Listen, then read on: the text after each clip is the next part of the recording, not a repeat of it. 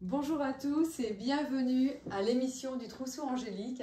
Et aujourd'hui, j'ai le plaisir de recevoir Alexandra Devasi. Bonjour Alexandra. Bonjour Angélique. Alors avec Alexandra, on se connaît depuis quelques années, on s'est déjà vu dans les salons, on se suit, forcément en étant un peu dans le même métier. Et donc ça fait maintenant quelques années que tu accompagnes les futurs parents, mamans, donc par différentes choses. Voilà, moi, quand je t'ai connue, c'était plus le portage et consultante en aromathérapie. Et voilà, je continue aussi à te suivre et j'ai vu que tu faisais de plus en plus de choses et donc maintenant tu accompagnes encore différemment les mamans. Donc tu vas nous expliquer un petit peu ça, pourquoi tu en es arrivée là, ton petit parcours et donc ton nouveau concept. Ça marche.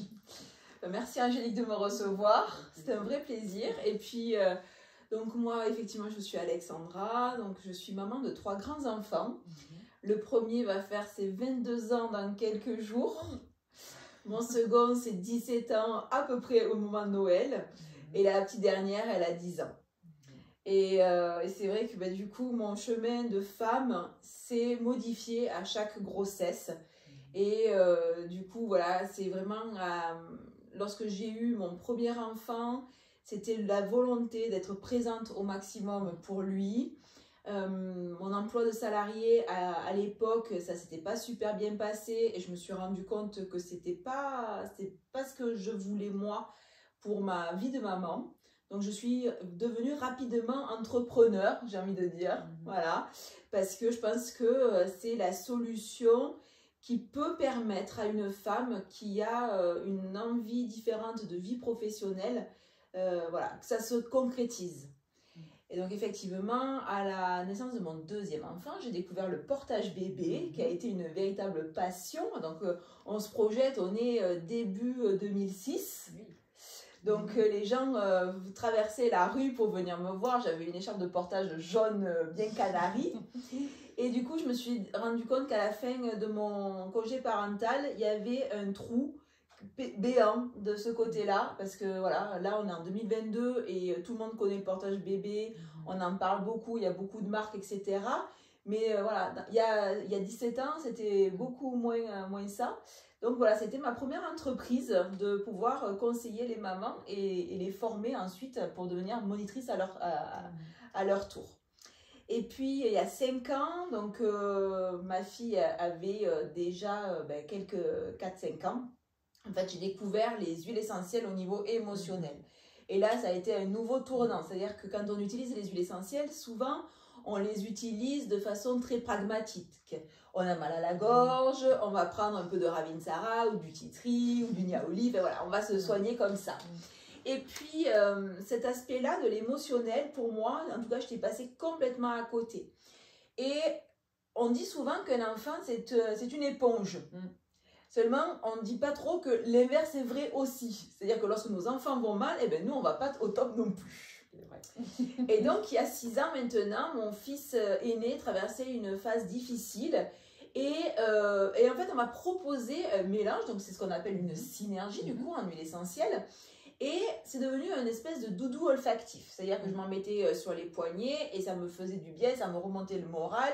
Et ça m'a permis, ça a été un des ingrédients qui m'a permis de traverser cette phase difficile.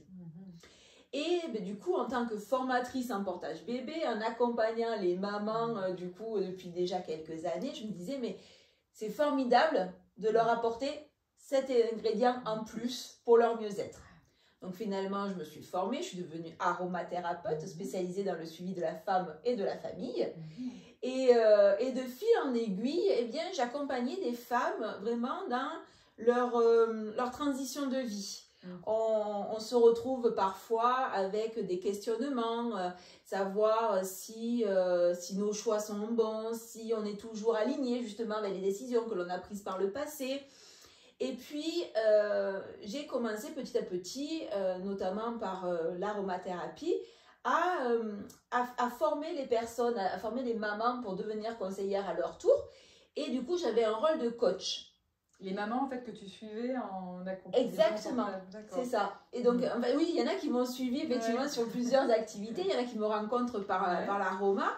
Et donc, pour moi, ça a toujours été très cohérent, en fait, mon parcours, parce que ça a été comme si on me tirait un fil de laine, finalement. Alors, les gens qui connaissent pas mon univers, ils ont l'impression que j'ai 3 entreprises, c'est un peu compliqué. Mais d'un autre côté, ma cliente, c'est toujours la même, c'est la maman, en fait.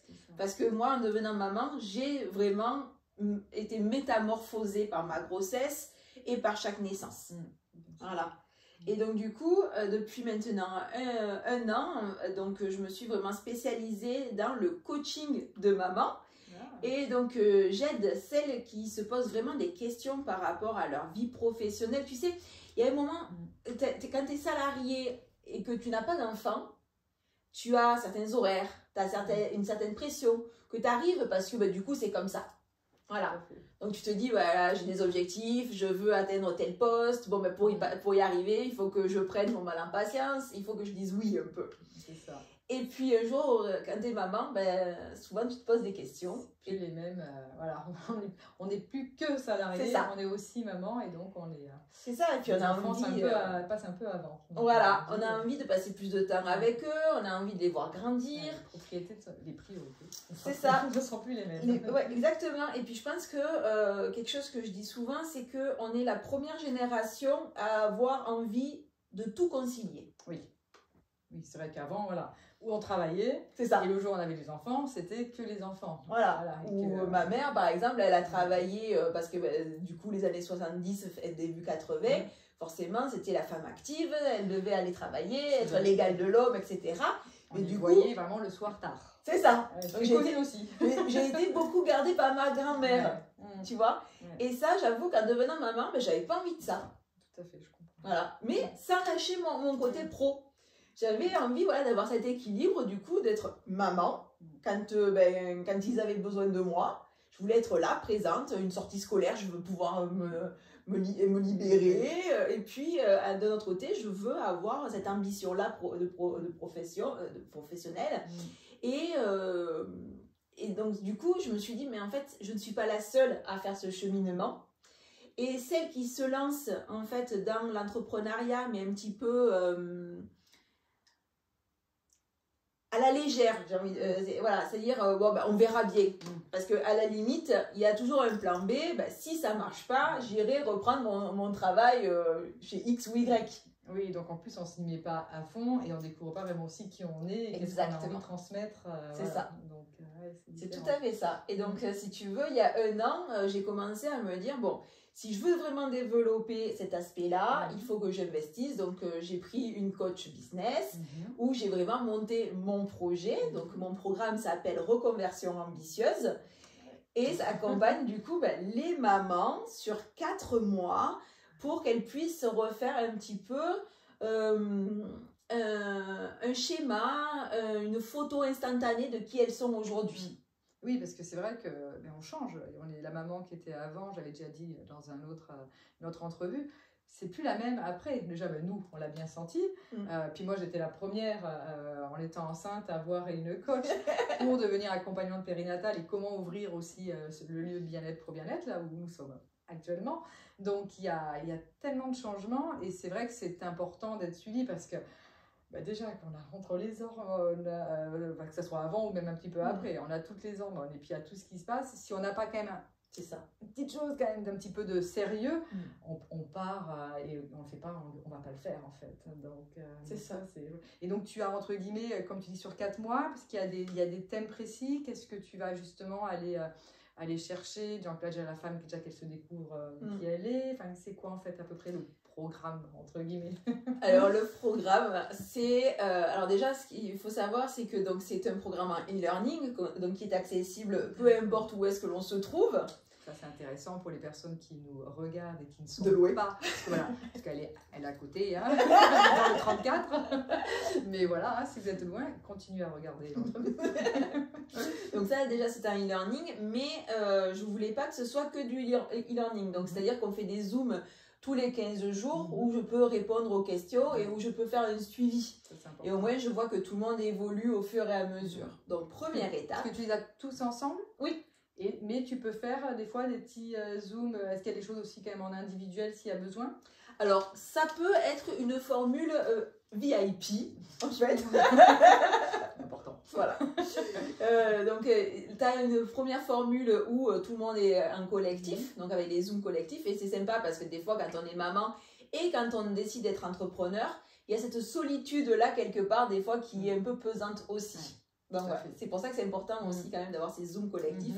Mais oui, c'est possible d'avoir accès à moi en privé. Oui, parce qu'après, il y a des petites choses qui peuvent être, même quand on fait, on va dire, du collectif, il y a des choses qui peuvent ressortir et qu'on se sent peut-être plus de dire, ben voilà, là j'aurais besoin d'avoir un rendez-vous plus individuel, quoi. Donc ça, tu fais aussi. Oui, tout à fait.